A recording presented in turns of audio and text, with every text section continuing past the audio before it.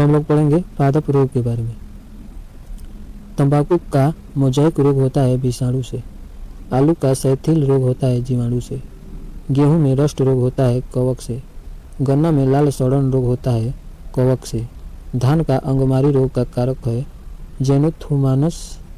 जेनोथोमोनास नामक जीवाणु में। ब्लास्ट रोग संबंधित है धान से। हरित बाली रोग संबंधित है बाजरा से। अग्नि निर्जा रोग संबंधित है सेव से। धान में खैरा रोग जस्ती की कमी से होता है। आलू में ब्लैक हार्ट रोग होता है ऑक्सीजन की कमी के कारण। बंची टॉप रोग संबंधित है केला से। टीका रोग संबंधित है मूंगफली से। मटर में मार्स रोग मैग्नीज की कमी से होता है। नींबू में डाइबैक तथा लिटिल लीफ रोग होता है कॉपर तांबा की कमी के कारण। आम तथा बैगन में लिटिल लीफ रोग होता है जस्ती की कमी के कारण। फूल गोभी में ब्राउनिंग तथा आंवले में निक्रोसिस रोग होता है बोरॉन की कमी के कारण। अब हम लोग पढ़ेंगे वनस्पति शास्त्र के महत्वपूर्ण तथ्य के बारे में। लौंग प्राप्त होता है पुष्प की कली से। हींग प्राप्त होता है पौधे की जड़ों से। कर्क प्राप्त होता है ओक वृक्ष की छाल से। ओक का वानस्पतिक नाम है कैवर्कस सुबर। हेरोइन प्राप्त होता है अफीम पोस्ता होता है आधे पके फल से। अफीम का वानस्पतिक नाम पाइपायर सोमनिफेरम है। मॉर्फिन प्राप्त होता है अफीम के पौधे से। तंबाकू में विषैला पदार्थ है निकोटीन। निकोटीन प्राप्त होता है तंबाकू की पत्तियों से।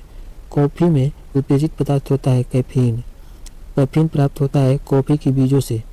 चाय में उत्तेजित पदार्थ होता है थीन या टेनिन प्राप्त होता है चाय की पत्तियों से। तरपीन तेल प्राप्त होता है चीड़ के वृक्ष से। सबसे छोटा गुणसूत्र होता है शैवाल से में। सबसे लंबा गुणसूत्र होता है टेलियस में। सबसे भारी काष्ठ वाला पौधा है हार्डबिचिया। सबसे हल्की काष्ठ वाला पौधा अक्रोमा। पौधों के अंकुरण के लिए आवश्यक है जल, ऑक्सीजन एवं ताप। पौधों की आयु का पता लगाया जा सकता है वृद्धि वलय या वार्षिक वलय को गिनकर। वार्षिक वलय का अध्ययन कहलाता है डेंड्रोक्रोनोलॉजी। पौधों के लिए कितने पोषक तत्वों की आवश्यक होती है? 16 पोषक तत्व। मरुस्थल में उगने वाला पौधा जीरोफाइट्स। चट्टानों पर उगने वाला पौधा थियोफाइट्स है। अब हम लोग बात करेंगे जंतु विज्ञान के बारे में। जंतु विज्ञान का पिता कहा जाता है अरस्तु को। प्राणी जगत का सबसे बड़ा संघ आर्थ्रोपोडा। आर्थ्रोपोडा संघ के जीव है तिलचट्टा, मच्छर, खटमल, मक्खी, झींगा, मछली। कॉकरोच के हृदय में होते हैं 13 कोष्ठ। कीटों में पैरों की संख्या होती है 6। जंतु जगत का दूसरा बड़ा संघ मोलस्का है। मोलस्का संघ के जीव है ऑक्टोपस या घोंघा। ऑक्टोपस और घोंघा। ऑक्टोपस है एक मृदु कवची मोलस्का। मोलस्का संघ के जीव में श्वसन होता है गिल्स द्वारा। मोलस्का संघ में उत्सर्जन होता है वृक्कों के द्वारा। प्रोटोजोआ संघ के जीव होते हैं एक कोशिकीय में। प्रोटोजोआ नाम दिया था गोल्डफस ने। प्रोटोजोआ संघ के जीव है अमीबा, यूग्लिना, पैरामीशियम। पोरीफेरा संघ के जीव है साइकोन, स्पंज। पोरीफेरा संघ के जीव कहलाते हैं स्पंज। एनेलिडा संघ के जीव है केचुआ, जोंक। केचुए में होती है 4 जोड़ी हृदय। एनेलिडा संघ के जीवों में श्वसन होता है त्वचा से।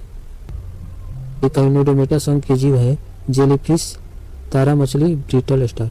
सेलिंड्रेटा संघ का जीव है हाइड्रा मूंगा। हाइड्रा की खोज किसने की? रूबेन हॉक ने।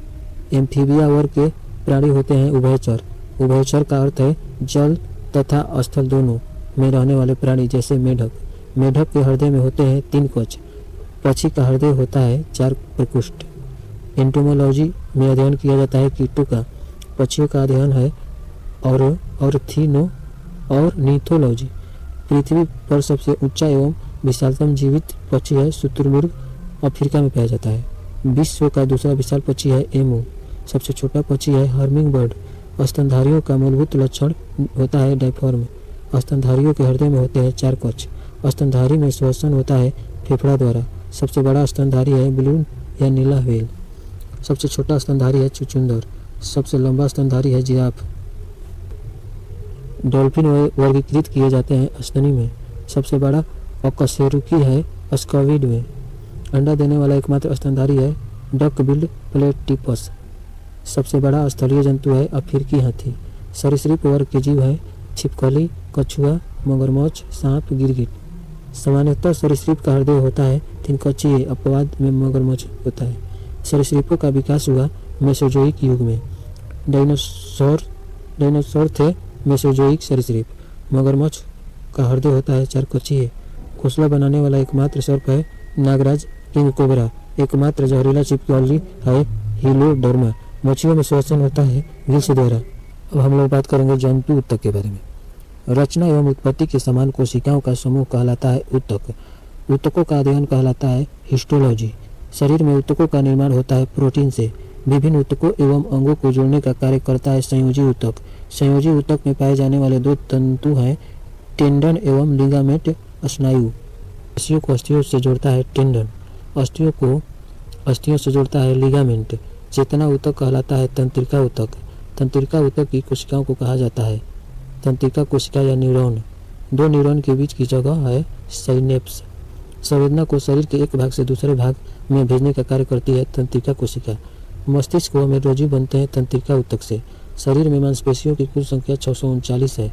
मानव शरीर की सबसे बड़ी मांसपेशी है ग्लूटियस मैक्सिमस।